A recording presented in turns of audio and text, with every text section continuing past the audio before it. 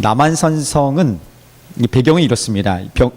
병자호란이라는 그 시대적 배경을 갖고 있습니다. 그런 거죠. 청나라가 새롭게 들어서면서 당시 명나라를 섬기고 있었던 조선이 청나라를 향해서 굴복하고 좀 순종하라, 황제의 나라로 좀 따라와라, 이렇게 청이 요구하게 됩니다. 근데 조선이 이것을 거부합니다. 이 청나라 요구를 거부하고 결국 거부하고 전쟁이 발발하게 됩니다. 청나라의 대군이 조선에 몰려와서 공격해서 이렇게 시작된 전쟁이 병자호란입니다. 조선은 청나라를 섬길 수가 없는 상황이었습니다. 왜냐하면 임진왜란 때 명나라의 도움을 받았습니다. 명의 도움을 받았고 명의 도움으로 받았기 때문에 명나라를 향한 의리를 저버릴 수 없다, 뭐 이런 것이 기본적인 논리였습니다. 그러다 보니까 청나라가 자기를 황제의 나라로 새로 섬겨라, 이런 말에 따라갈 수 없다고 본 것이죠. 그렇게 말했으면 이제 그들이 또 청나라가 공격할 것에 대해서 정치적으로나 외교적으로 준비를 했어야 되는데 전혀 그런 부분을 준비하지 않았습니다. 결국 청나라가 쳐들어왔고 당시 왕이었던 인조와 조정은 밀리고 밀려서 남한산성까지, 최후의 보루였던 남한산성까지 밀리게 됐고 결국 망하기 직전까지 몰렸던 것입니다. 이 영화를 다룬 것이 바로, 근데 이 영화 속에서 주요로 다루었던 것이 이런 상황에서 최명길과 김상헌이라는 사람이 등장하게 됩니다. 여러분 잘 알고 있는 최명길 역할은 이병헌 씨가 했고 김상헌 역할은 김윤식 씨가 했던 걸로 기억합니다. 아주 두 배우의 어마어마한 또 역할을 잘했죠. 그리고 인조는 박해일 씨가, 그러니까 연기를 잘하시는 분들이 연기했기 때문에 아마도 그 심리적인 것과 그 안에 미묘한 것들을 잘 표현했다 봅니다. 사실은 이 영화가 소설을 원작으로 하고 있기 때문에 역사적 사실이 있습니다. 그런데 역사적 사실만이 아니라 극적인 효과가 있습니다. 그럼에도 불구하고 전체적인 스토리는 역사적 기반, 사실에 의거해서 좀 쓰여진 것을 보게 됩니다. 그때 당시에 이제 남한산성이 몰렸을 때 최명길은 이전에도 주장했듯이 그때도 또 주장합니다. 우리가 지금 청나라와 화친을 맺는 게 중요하다는 거예요. 명과의 관계가 뭐 중요하지 않을 수는 없지만, 그러나 지금은 백성과 나라의 안위가 더 중요하기 때문에 청나라와 화친해서 우리가 살 길을 찾아야 된다, 이렇게 주장하는 사람이 바로 최명길 쪽이었고, 그 다음에 김상헌 쪽은 오히려 정반대의 의견을 폈습니다. 우리가 생명보다 더 중요한 것이 있다. 명분과 의리라는 것이에요. 이런 신념을 지켜야만 한다는 거예요. 이 신념을 지키지 못하면 차라리 사는 것보다 죽는 게 낫다고 생각하고 그렇게 주장했던 사람이 김상헌입니다. 굉장히 실리적인 것과 명분을 중요한 건 뭐 둘 다 옳고 그름의 문제는 아니라 봅니다. 옳고 그름의 문제는 아니지만 굉장히 치열하게 싸우고 격렬한 논쟁을 펴니다. 자, 제가 이 상황에서 이것을 결정해야 될 사람은 당시 인조 왕이었습니다. 인조가 여러분이 만약 그 시절에 갔을 때 내가 인조였다면 그 상황에서 살기 위해서, 백성의 안위를 돌보기 위해서, 나라의 안위를 돌보기 위해서 그래도 청나라 화친을 맺겠느냐, 아니면 그것보다 명나라와의 관계를 중요시하니까 청나라는 우리 오랑캐 나라라 보았습니다. 그 오랑캐 나라를 섬길 수 없고 명분과 의리를 내가 죽는 한이 있어도 지키겠다. 자, 여러분 어느 쪽입니까? 어느 쪽이에요? 아마도 이 영화를 보면 재미가 있습니다. 그런 면에서 그런 묘미가 있지만, 오늘 사무엘하 17장에서는 이 최명길과 김상헌이 싸웠던 그런 두 개의 어떤 제안에 대해서 논쟁하는 그런 치열한 싸움은 아니었지만 두 개의 전략이 나옵니다. 두 개의 전략은 바로 어떤 것이냐면, 압살롬이 이제 예루살렘 왕궁을 차지합니다. 근데 다윗이 지금 살아있는 거예요. 다윗이 살아있으니까 다윗을 죽여야만이 자기가 정식으로 왕이 될 수 있습니다. 반란이 쿠데타가 성공하게 돼 있는 것이죠. 자, 이 다윗을 어떻게 잡을 것인가? 한 명에게 제안하고 또 한 명이 듣습니다. 한 사람은 아히도벨이고 한 사람은 후세였습니다. 아히도벨은 다윗의 최측근이었는데 배신했습니다. 그래서 압살롬의 편에 선 거야. 굉장히 기회주의자였습니다. 그 사람이 있었고, 또 다른 편에는 후세라는 사람이, 후세, 오늘 읽었던 본문에 나온 이름이 후세입니다. 후세는 다윗의 친구입니다. 그 다윗의 친구이면서 다윗을 잘 섬겼던 충성도는 신하죠. 그런데 다윗이 첩자로 보낸 거예요. 왕궁에 예루살렘에 남아있어서 그 상황을 내게 살피고 알려달라는 첩자로 심은 것입니다.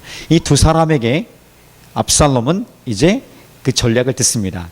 다윗을 어떻게 잡을 것인가, 어떻게 없앨 것인가 전략을 듣습니다. 그 전략에 대해서 오늘 함께 나누고 나라면 어떻게 선택할 것인가. 그런데 사실은 이것을 오늘 나누기 원하는 것은 뭐냐면 우리가 어떤 선택을 할 때는요. 작은 선택이든 큰 선택이든 간에 생각 없이 선택했다고 보잖아요. 그런데 그렇지 않아요. 나름대로 어떤 원칙이 있어요. 자기 나름대로 선택의 생각이 있는 거예요. 그러니까 우리가 보통 인생이 무엇인가, 사는 게 무엇인가, 우리 철학적으로 얘기하지 못해도 나름대로 어떤 삶이라는 것을 충분히 생각하고 있습니다. 표현하거나 말하지 않아도 이미 벌써 내면에는 그 정착된 원칙이나 생각들이 있습니다. 자, 우리가 선택을 할 때 이런 원칙, 어떤 원칙을 갖고 있는가, 그리고 그것은 어떤 믿음에 근거한 것인가를 볼 수 있어야 된다는 것입니다. 자, 그러면 적어도 하나님의 백성이라면, 하나님의 자녀라면 우리가 삶의 모든 결정들이 있습니다. 작은 것부터 큰 것까지 모든 결정들이 있는데 하나님의 사람에게 있어서 공통적으로 우리에게 적용되는 원칙이 있습니다. 그 믿음이 있습니다.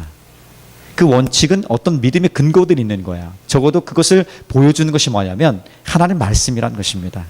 그러니까 하나님 말씀이 단지 쓰여진 어떤 책이 아니라 지금도 하나님의 성령의 역사로 말미암아 우리의 모든 선택과 결정 안에 역사하실 수 있는 능력의 말씀이라는 거예요. 하나님의 성령은 똑같이 우리가 이 성경을 말씀을 똑같은 본문을 읽어도 오늘 똑같은 메시지를 들어도 오늘 내게 주시는 내 상황과 그리고 내 상황 속에 깊이 있게 새롭게 하실 그 무엇인가에 따라서 각자에게 주의 성령께서 달리 해석하게 하시고 적용케 하시는 일들이 일어나는 것입니다. 똑같은 말을 들었음에도 불구하고 지금도 살아계신 성령께서 그게 이루어 가시기 때문에 오늘 하나님의 말씀은 적어도 하나님의 사람이라면 예수를 나의 구주로 섬기고 주님으로 따르는 모든 사람들이라면 그 말씀이 우리 삶의 선택의 원칙이 되어야 된다는 것입니다. 그리고 그 원칙은 우리 삶을 인도하는 믿음의 능력으로 나타내는 것이죠. 단지 원칙으로만 그냥 생각하는 것이 아니라 그것을 실제로 적용해내는 것, 그 원칙대로 살아내는 것, 이것이 뭐라고요? 믿음인 것입니다. 기도를 얼마나 열심히 뜨겁게 하느냐가 중요합니다. 그것을 하기 위해서 하나님 말씀의 의미를 알고 내 삶 가운데 그것을 적용하고 싶기를 원해서 그 일을 위해서 열심히 기도하고 예배하고 하나님을 따라가고 순종하는 연습을 합니다. 그런데 정작 그 원칙대로 살아가지 않는다면, 주의 말씀대로 살아가지 않는다면 우리는 믿음이 좋은 게 아니에요. 믿음이 있는 척, 믿음의 어떤 꾸밈이 있을 뿐이지 진짜 믿음의 사람이라 볼 수 없는 거죠. 그렇다고 믿음이 없는 건 아니에요. 믿음이 있지만 더 많은 영역에서 내가 하나님보다 앞서고 있다는 것입니다. 자, 하나님 말씀의 원칙들이 내게 있다면 적어도 작은 영역이든 위기 상황이든 고난의 상황이든 간에 내가 하나님보다 앞서지 않겠다는 것입니다. 하나님보다 앞섰던 것을 발견하는 것이 은혜예요. 그러면 회개할 수밖에 없더라고요. 그러니까 회개하는 것이 은혜라는 것이죠. 회개하면 하나님 다 하십니까? 네, 다 해주십니다. 회개하고 하나님 앞에 나가면 하나님이 다 열어주십니까? 네, 다 새롭게 열어주셔요. 우리가 열려지지 않는 근본적인 이유가 막힌 이유들을 보면 가만히 보십시오. 내가 하나님을 믿고는 있습니다. 그런데 정직하게 하나님 앞에 내 마음을 쏟아내고 내 안에 하나님보다 앞섰던 것들이나 불순종했던 것이나 그리고 하나님 앞에 섞였던 어떤 것들이 있어요. 자, 그 부분들에서 내어놓지 않고 있기 때문에 그래요. 뭔가 이렇게 투명하지 않은 것이 내 깊은 곳에 있는 것입니다. 오늘 그래서 그 어떤 선택했을 때 우리 삶의 기준이 되는 것은 하나님 말씀이고 그 말씀을 적용하는 삶, 믿음의 삶이 좀 이루어졌으면 좋겠습니다. 그것을 다른 말로 표현한 것이 오늘 말씀의 제목입니다. 하나님보다 앞서지 않는 삶입니다. 하나님보다 앞서지 않기를 결정하는 건 날마다 생각하고 멈추는 거예요. 멈추고 물어보는 거예요. 자, 그렇다면 믿음의 삶도 좀 더 우리에게 온전해질 수 있게 될 줄 믿습니다. 자, 첫 번째 그래서 우리가 메시지가 있습니다. 오늘 이 본문 속에서 우리에게 가르쳐주는 그 일들의 첫 번째 메시지는 뭐냐면 자만하면 눈이 어두워집니다. 허영심으로 가득 차면 눈이 어두워집니다. 자만하면 눈이 어두워질 수밖에 없어요. 오늘 말씀 속에서 압살롬은 두 개의 전략을 가지고 있습니다. 하나는 아히도벨의 전략이었고, 아히도벨은 이미 다윗을 배신했기 때문에 압살롬 편에 산 사람이에요. 그러니까 압살롬에게 최고의 좋은 전략을 낼 수밖에 없겠죠. 다른 한 사람 후세입니다. 후세는 다윗의 편에 있는 사람이에요. 그러나 지금 첩자로 들어왔기 때문에 스파이예요. 그렇기 때문에 어떻게든 최선의 선택을 못하도록 다윗에게 유리한 선택을 할 수 있도록 전략을 짜야 되는 상황입니다. 자, 이제 먼저 압살롬이 아히도벨에게 너는 어떻게 했으면 좋겠냐? 너의 전략을 얘기하라. 말합니다. 자, 압살롬이 이제 그의 전략을 이야기하기 시작합니다. 그것이 바로 오늘 읽지 나눴지만 17장, 사무엘하 17장 1절부터 3절까지 탁월한 전략을 얘기합니다. 사실 이 전에 보면 16장 말미에 보면 사람들이 아히도벨의 전략이 얼마나 탁월하게 인정하냐면 아히도벨의 전략이 마치 사람이 하나님께 구했을 때에 하나님의 말씀하신 것과 같더라. 이 정도로 아히도벨의 전략은 정말 탁월했습니다. 그리고 지금도 탁월하게 전략을 짜냅니다. 그의 전략은 이렇습니다. 왕이요, 그러니까 압살롬이 왕이 얘기하고 지금 보는 거죠. 압살롬이요, 이렇게 하면 되겠습니다. 내가 지금 곧장 추격하겠습니다. 다윗을 곧장 추격하겠습니다. 다윗이 지금 급히 도망가느냐고 육체적으로 지쳐 있을 것입니다. 그리고 지금 당신 아들이 반역했기 때문에 마음으로도 굉장히 연약해져 있는 상황입니다. 이때에 내가 순살같이 달려가서 다윗을 제거한다면 그 주변에 있던 모든 군사들은 두려워 떨고 도망갈 것입니다.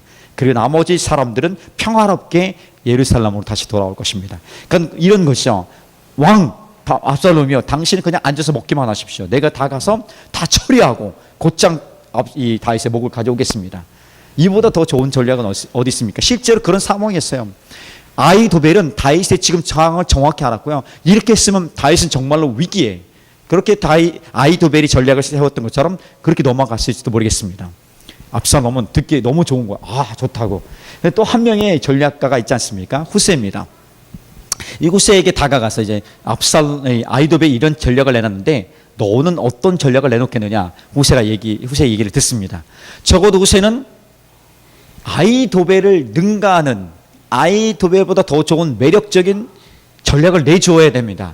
그렇지 않으면 자신의 왕이고 친구였던 다윗이 진짜 위기에 빠질 수밖에 없습니다. 이런 상황에서 후세는 어떤 선택을 합니까? 후세가 선택한 건 뭐냐면 압살롬의 자만심, 허영심을 자극합니다. 사실 이것은 잠시 전에 있었던, 얼마 전에 있었던 후세와 압살롬이 만나는 장면에서도 한번 통했던 장면이에요. 통했던 전략입니다.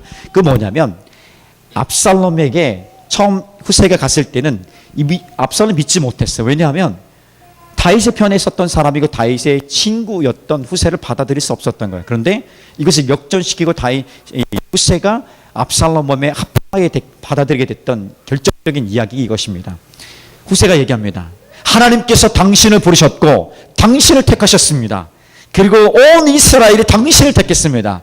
저도 당신을 택했습니다. 제가 어찌 당신을 택하지 않을 수 있겠습니까? 와, 굉장히 멋진 거예요. 굉장히 높인 거예요. 압살롬은 엄청 높인 거예요. 내가 당신의 아버지를 섬겼던 것처럼 이제 나는 당신을 택했으니까 내가 아버지를 섬긴 것처럼 당신을 충성을 다하겠습니다. 이렇게 한 거예요. 그냥 뒷말만 했으면 별로 믿기지 않는데 하나님께서 당신을 택했고 온 이스라엘이 당신을 택했고 그런데 우리가 어찌 당신을 택하지 않겠습니까? 우쭐하게 되면 만들어버린 거죠. 그렇지. 막 자만심, 허영심을 갖게 하는 이 전략이 통한 거예요. 그래서 그를 전략가로 아히도벨과 똑같은 높은 위치에 세워버린 것입니다. 자, 이제 두 번째 이제 만남 속에서 전략을 내야 될 상황입니다. 전략을 제안할 때 그 전략이 똑같이 압살롬의 자만심과 허영심을 건드려버립니다. 이것을 미끼를 던져버립니다. 이 미끼를 던지고 압살롬 결국 이 미끼를 꽉 물어버립니다. 그것이 오늘 말씀인 것이죠. 자, 같이 다시 한번 볼까요? 8절 9절 어떻게 접근하냐면 17장 사무엘하 17장 8절 9절은 이렇게 얘기합니다. 같이 읽어볼까요? 또 후세가 말하되 왕도 아시거니와 왕의 아버지와 그의 추종자들은 용사라. 그들은 들에 있는 곰이 새끼를 빼앗긴 것 같이 격분하였고 왕의 부친은 전쟁에 익숙한 사람인즉 백성과 함께 자지 아니하고 지금 그가 어느 굴에나 어느 곳에 숨어 있으리니 혹 무리 중에 몇이 먼저 엎드러지면 그 소문을 듣는 자가 말하기를 압살롬을 따르는 자 가운데서 패함을 당하였다 할지라. 지금 이 후세가 얘기하는 첫 번째 전략의 서론이 뭐냐면 당신이 지금 잡아야 될 다윗과 그의 부하들은 영웅입니다. 엄청난 영웅입니다. 아주 굉장히 높게 평가하고 있죠. 그러면서 이제 아히도벨과 다른 차별된 전략을 얘기합니다. 자, 11절과 12절도 한번 같이 읽어봅시다. 시작. 나는 이렇게 계략을 세웠나이다. 온 이스라엘을 단부터 브엘세바까지 바닷가의 많은 모래같이 당신께로 모으고 친히 전쟁에 나가시고 우리가 그 만날 만한 곳에서 그를 기습하기를 이슬이 땅에 내림같이 우리가 그의 위에 덮여 그와 그 함께 있는 모든 사람을 하나도 남겨두지 아니할 것이요. 이렇게 얘기합니다. 지금 후세의 전략은 이것입니다. 이전에 성공했던 것처럼 압살롬을 굉장히 높게 만드는 거야. 허영심과 그 자만으로 가득하게 만드는 것입니다. 어떻게 하냐면 지금 다윗과 다윗의 부하들은 엄청난 영웅들입니다. 이 영웅들을 잡기 위해서 당신의 부하를 보낼 수는 없습니다. 실패할 거라는 것이죠. 이렇게 서로 딱 띄어냅니다. 이 엄청난 영웅들을 잡을 수 있는 분은 당신밖에 없습니다 하는 거야. 당신이 전쟁에 직접 출전해야만이 이것을 이룰 수 있고 다윗을 잡을 수 있습니다. 그러니까 다윗과 다윗의 용사들은 굉장히 높은 실력 있는 용감한 영웅들인데 이 영웅보다 더 높은 사람이 바로 당신입니다. 압살롬, 그러니까 당신이 나가야만이 이 전쟁을 이길 수 있고 잡을 수 있습니다. 그러기 위해서는 모든 단에서 브엘세바라는 것은 이스라엘 끝이 북쪽 끝이 단이고 남쪽 끝이 브엘세바예요. 그러니까 모든 이스라엘 전역에서 함께 싸울 전 군사들을 모으시고요. 그들 모아서 함께 다윗을 적당한 곳에서 길을 잡아서 공격하면 되는 것입니다. 당신만이 할 수 있습니다. 당신이 출전해야만 이길 수 있습니다. 이렇게 강조해 버린 겁니다. 그러니까 이 이야기를 들었더니 후세의 이 전략을 들은 압살롬이 마음이 확 동한 거야. 자기의 그런 이 허영심과 자만심으로 꽉 채운 그 마음들을 해주니까 너무 좋은 거죠. 그리고 이 미끼를 꽉 물어버린 것입니다. 이 미끼를 물고 결국은 전쟁에 나중에 출전하고 계속 이어지는 스토리를 보면 결국 이 전쟁에서 마지막 최후를 맞이하게 되는 것이죠. 결국은 압살롬 후세의 전략을 선택하고 다윗은, 그리고 다윗의 부하들은 그가 좀 시간을 벌 수 있는, 그리고 전열을, 군사들을 다시 재정비할 수 있는 여유를 갖게 만든 것입니다. 아히도벨의 전략을 버리고 이 후세의 전략을 택하게 만든 것. 자, 이것이 바로 후세의 전략이었고 결국 이것을 통해서 다윗은 살아갈 수 있었던 것이죠. 그런데 중요한 것은 뭐냐면 결국은 우리가 먼저 포커스를 맞춘 중요한 핵심 뭐냐면 여기서 후세가 사용했던 이 전략이 뭐냐면 자만심이에요. 허영심이에요. 자만심, 허영심. 이것은 사람의 눈을 어둡게 할 수밖에 없습니다. 우리가 보통 자만하면 교만하면 뇌물은요 사람의 눈을 어둡게 만들죠. 보이는 것을 똑바로 보지 못하게 하는, 가장 중요하고 소중한 것을 보지 못하게 하는, 눈을 가려버리는 게 있다는 것입니다. 그래서 이 후세의 전략이 사용되었고, 여러분 이 후세의 전략이 통한 것은 압살롬만이 아니에요. 사실 압살롬만 이런 자만심과 허영심으로 눈이 어두워질 수 있는 것은 아니죠. 우리 모두도 역시 그렇게 동일하게 그렇게 눈이 어두워질 수 있다는 것입니다.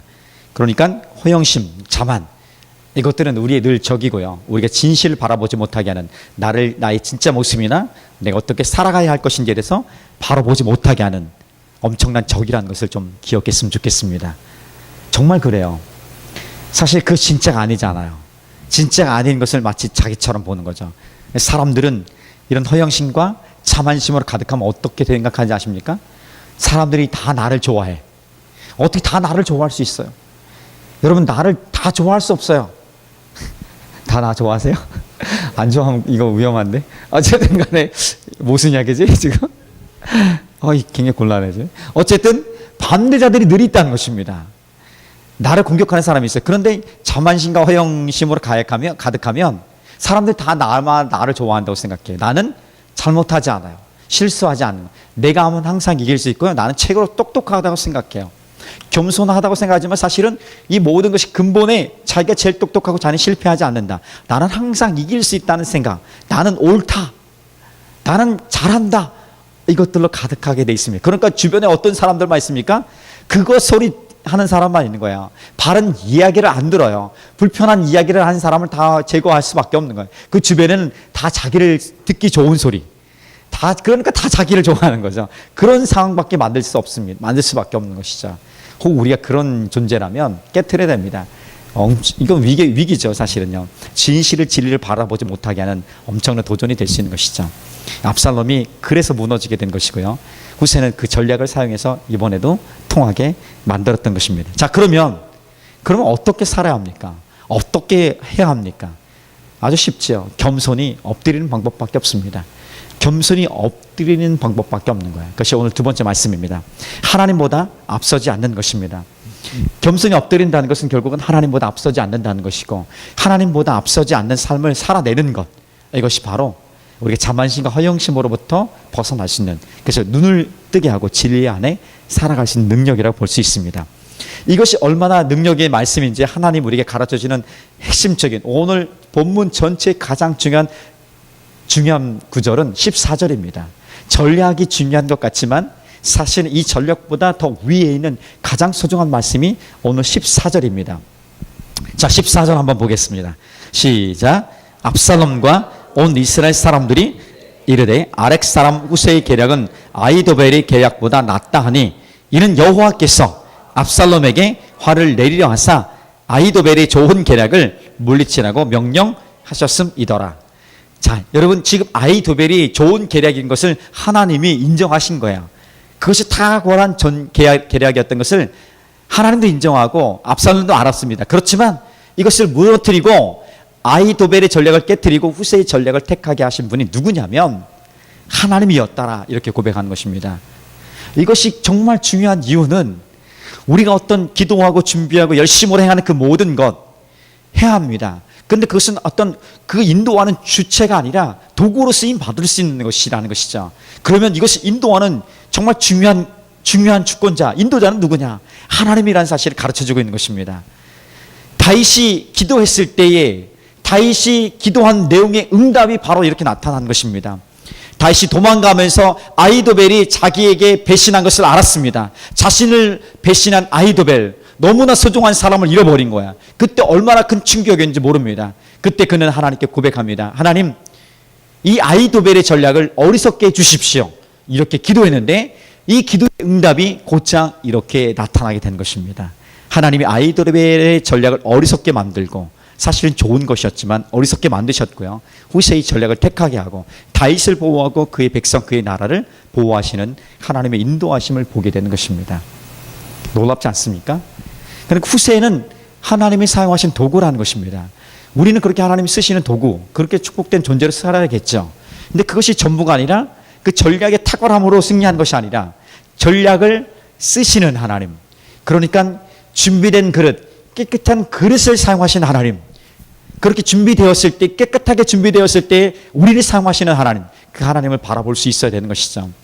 그러니까 깨끗하게 준비하면 내 스스로 쓰임 받는 것이 아니라 주인이 그 깨끗한 그릇을 들어서 필요한 곳에 쓰는 것입니다. 그 우리 인생이 열심히 노력하고 준비하고 하는 것을 합니다. 하지 않으면 사실 쓰임 받을 수 없는, 그러니까 깨끗한 그릇이 아닌 그 좋은 금그릇이라도 더럽혀져 있다면 쓰임 받을 수 있는 기회를 잃어버리게 돼요. 그런데 적어도 우리가 깨끗한 그릇으로 우리 인생에 살 수 있는 기도하고 열심으로 준비하고 무엇인가를 열심히 뛰고 땀을 흘리며 할 때에, 그렇게 깨끗하게 준비되어졌을 때에 하나님이 그 순간에 어느 필요에 적절하게 그 그릇을 사용하신다는 것이죠. 그는 그릇 스스로 쓰임 받는 것이 아니라 그릇을 사용하시는 분은 하나님이라는 거죠. 우리 인생의 주인은 하나님이라는 것입니다. 우리 열심히 하고 노력한 것들을 사용하시는 분은 하나님이시라는 것이죠. 그래서 우리가 하나님보다 앞서지 않는 것이 지혜로운 사람의 선택입니다. 며칠 전에 하나님 앞에 나왔을 때 제가 많이 울은 경험이 있습니다. 우리가 회개하고 우는 그 이유들 중에 하나가 대부분 서러움이 막이니까, 어려울 때 막 합니다. 어려우니까, 서러우니까 막 기도하죠. 그런데 점점 가면 어떻습니까? 그 어려움과 서러움이 문제가 아니라, 야, 네가 문제라는 것을 보게 하는 거야. 네가 문제야, 네가. 누구 때문도 아니고 어떤 상황 때문도 아니고 너가 하나님 앞에서 먼저 나갔지, 이것을 보여주는 거야. 하나님보다 앞선 나를 보는 것입니다. 그것을 보니까 울 수밖에 없는 거고 회개할 수밖에 없는 것입니다. 그것도요, 하나님보다 앞선 지 한참 되었는데 모른 척하고 지내온 거야. 그러면 안 되는 거 알고 있음에도 불구하고 그냥 상황에 맞춰서 하나님보다 내가 막 그것을 이끌고 가고 있는 자신을 본 거예요. 이 부끄러운 나의 모습이죠. 그때 회개하지 않을 수 없는 것입니다. 그 사건의 계기가 그랬습니다. 그 전날 밤에 제 지민이가 어떻게 삶을 살아야 될 것인가에 대해서 고민하면서 제가 그 인생을 막 주도하고 있었던 거예요. 그 밤 늦게 깨닫고 아침에 오니까 너무 불편한 거예요. 그 부분을 본 거죠. 내가 충분히 물어보고 같이 운동하면서 물어보고 생각하고 하지만 그 이야기는 형식이었고요. 이렇게 그가 좋아하는 거 얘기는 형식이었고, 그러니까 이렇게 가야 돼 하는 것을 내 벌써 마음에 벌써 이 셋업이 준비되어 있는 거예요. 여정들이 그거 아니잖아요. 그래서 제 마음이 그런 계기가 되어서 다시 한번 하나님 앞에 나오니까 하나님보다 내가 그 지민이 사건뿐 아니라 내 삶에 온통 하나님보다 앞서서 계획하고 먼저 움직이고 하나님 따라오시죠. 아니, 하나님 도와주셔야만, 해주셔야만 합니다. 마치 우리가 하나님을 협박하는 거죠. 협박하는 거예요. 막 해주십시오. 안 하시면 빚을 겁니다. 돌아갈 겁니다. 이래 버린 거예요 지금. 아주 그냥 초딩 저학년 수준이 거의 똑같은 모습이에요. 근데 그런 모습까지도 하나님이 기다려주시는 것을 보니까 너무 죄송하고 너무 마음이 어렵서, 그러니까 하나님께 회개하고 울 수밖에 없는 것이죠. 그 아침에 제가 바로 그렇게 기도하고 문자를 보냈습니다. 이런 문자입니다. 지민아, 오늘 하루 행복하게 잘 살고. 부모의 멘트들이에요. 자기가 잘못해놓고 이렇게 모면하기 위해서. 대부분 그렇지 않습니까? 이렇게 모면하고 맛있는 거 사주고 원하는 거 사주고 내가 미안하니까 뭔가를 보상 심리를 해줘야 되는 거야. 그러면서 제가 어제 아빠가 너무 내 생각만 해서 미안해. 지민이의 생각과 감정을 배려하지 못해서 미안해. 땡땡 웃음표 별표. 하나님께서 지민이를 인도하시는데 내가 너무 오버했어. 사실은 지민이에게 얼마 전에 제가 너 지나쳤어. 너무 지나쳐서 어려운 것 같아. 근데 제가 너무 지나쳤던 거야. 이게 제가 발견한 거죠. 그래서 사랑하고 축복해 하고서 마무리했는데 한참 늦게 본 것 같아요. 아침에 보냈는데 학교 중에 수업 중에서 그런지. 자, 이것을 인정하는 게 저는 중요하다고 생각합니다. 하나님 앞에 서는 게 중요해요. 자, 하나님을 경외하는 자들에게 주시는 것이 지혜입니다. 그러니까 지혜의 근본은요, 지혜의 시작이에요. 지혜의 원천은 하나님을 경외하는 것부터 있는 거예요. 지혜로운 여인 되고 싶죠. 지금 지혜가 필요하죠. 어떻게 할지 지혜가 필요하죠. 이 상황에서 무엇을 할지 지혜가 필요하죠. 하나님을 경외하는 거예요. 하나님을 경외하는 것은 좀 우리말로 표현하기 좀 어려워요. 하나님을 두려워하는 거래요. 그 말로 그냥 우리말로 순전하게 표현하면 하나님을 두려워하래요. 지금 이렇게 하면 안 되는데 두려워 무서워 이게 아니라 두려워하래요. 왜 두려워하냐면 하나님 죄에 대해서 엄격하시걸랑요. 하나님 뜻에 불순종한 것을 엄격하게 다루시는 거예요. 그러니까 상대적으로 말하면 죄에 대해서 두려워하라는 것을 말하면 죄와 상관없는 삶을 살아가는 것이 바로 하나님을 경외하는 삶인 거예요. 하나님을 내가 죄를 엄격하게 다루시는 하나님을 두려워하는 것은 하나님 말씀대로 살아가는 삶을 살아가기 원하기 때문에 그런 거예요. 이것을 제가 오늘 말씀과 함께 대비해서 생각해 보니까 이거예요. 하나님보다 앞서지 않는 것이 곧 하나님 경외하는 삶과 동일한 것이에요. 내가 죄와 상관없는 삶을 살아갈 수 있는 것은 하나님 뜻을 좀 알고 순종해 나가는 것인데, 그것이 길이 열리기 위해서는 그 삶을 내 삶에 가져오기 위해서는 하나님보다 앞서지 않겠습니다. 겸손하게 주님 앞에 엎드리겠습니다. 주의 성령이여 내게 가르쳐 주십시오. 내 지금의 상황에서 내 눈을 뜨게 하여 주시옵소서. 무엇을 기대하십니까? 이렇게 좀 물어가면서 하나님보다 앞서지 않겠다고 날마다 매 순간에 고백하며 결정하는 것입니다. 여러분, 우리가 얼마나 앞서간지 아십니까? 이렇게 기도하고 그 다음에 바로 내가 계획한 거 하는 사람이 우리예요. 저가 그랬걸랑요. 생각 막 하고 있다 주님 뜻대로 살아가기. 그렇게 좀 기다리지 않고 벌써 내 계획한 거 벌써 몸이 움직이고 있는 거예요. 얼마나 미련한지 몰라요. 기도하고 그렇게 하고 있는 거예요. 그러니까 이것은 날마다 매 순간 선택할 때마다 여러분 멈추라고 하는 것이 엄청 긴 멈춤이 아니에요. 잠깐 멈춤이 중요한 거예요. 그 멈춤을 통해서 하나님 우리에게 가르쳐 주신 것을, 주님의 의도를 구하고 주님의 뜻을 구하고, 적어도 하나님을 경외하는 사람, 하나님보다 앞서지 않는 사람은 하나님을 이용하지는 않습니다. 얼마나 많이 이용했어요. 저도 많이 이용해요. 지금도 이용하고 있는 것 같아요. 하나님을 이용하지 않습니다. 주님이 나를 사용하여 주십시오. 주님 뜻대로 나를 이끌어 주십시오. 우리 가정과 사업과 직장과 우리 삶의 모든 것을 인도해 주십시오. 이렇게 나가는 것이 하나님보다 앞서지 않는 사람의 고백인 것입니다. 지금 이거 필요하니까 채워 주시옵소서. 주시옵소서. 이 세 번 하면 됩니까? 굉장히 강조해 주시옵소서는. 저도 그렇게 훈련이 많이 해요. 그건 주시지요. 주님 뜻대로 가면요. 절대로 여러분 주님보다 앞선다고 우리가 문이 열려지지 않습니다. 막 앞서서 막 빨리 간다고, 빨리 오세요 주님 한다고 그게 열려지지 않는 것이에요. 그러니까 우리만 굉장히 서운한 거죠. 아우 주님 너무하셔. 이러면 안 되는데, 이 반복적인 우리 모습에서 끊을 수 있는 길이 필요합니다. 물론 주님이 우리 연약함을 알아요. 우리도 알아요. 잘하고 잘 훈련한 것 같은데 어느 순간 내가 연약한 것 하나에, 아주 작은 것 하나에 훅 넘어져요. 그냥 훅 마음을 잃어버려요. 마음 빼앗기니까 의욕상실, 우울감, 뭐 별거 다 옵니다. 어둠이 틈타는 거죠. 사실은요. 마음의 생각, 선택을 하면 돼요. 믿음으로. 어떤 상황 속에서도요. 하나님이 믿는 사람에게는 우울할 수 있어요. 우리도요.